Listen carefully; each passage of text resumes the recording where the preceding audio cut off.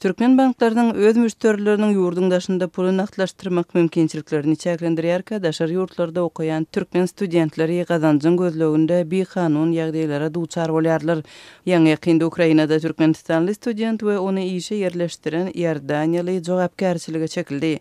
Ukrainanyň medeniýetinde 21 fevralda çap bolan maglumatlara görä, bu ýerde Türkmenistanyň raýatynyň Suhamlinski adyndaky universitetiň studentiniň Shavermama atly azyk satýan nokudunda işlemegi barada gurrungy diýer.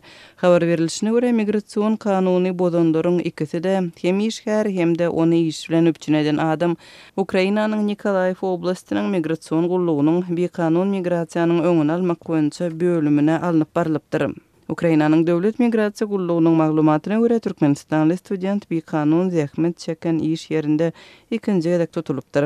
Ol ýurdun kanunyny bozup kanunda göz öňünde tutulan ýöriti ruhsady bolmazdan zähmet çekipdir. Şo sebäpden Türkmenistanly administrativ jogapkärçiligine çekilipdir. Ukrain mediasyna görä Türkmenistanyň raýatyny iş bilen öpçüneden Ýerdaniýanyň raýaty hem Ukrainanyň zähmet düzgünlerini bozanlygy sebäpli administrativ jogapkärçiligine çekilipdir.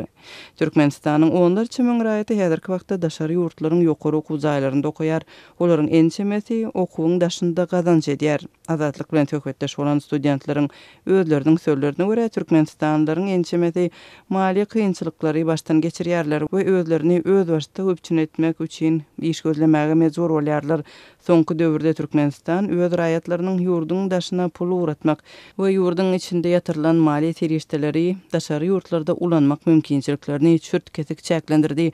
2017-nji ýyldan beri Türkmenistanyň daşary ykdysady banky öz müşterileriniň daşary ýurtlarda puly naklaşdyrmak mümkinçiliklerini hergije gündizde 1000 Amerikan dollarynyň bir aýda 160 Amerikan dollaryna getirdi. Şu sebäpden ýurdun daşynda bilim alýan raýatlaryň ençemesi okuw puluny tölemek we gün görmek kynçylygyna tedi bar boldy. Munyň bilen bir wagtda Türkmenistanly studentleriň we media serişdeleriň maglumatlaryna görä ýaşlaryň köplençe açyk alýan halatlary we gazançyň gözleginde dürli ýagdaýlara şol sanda bir kanun ýollara baş goşmagy hem serekdäl.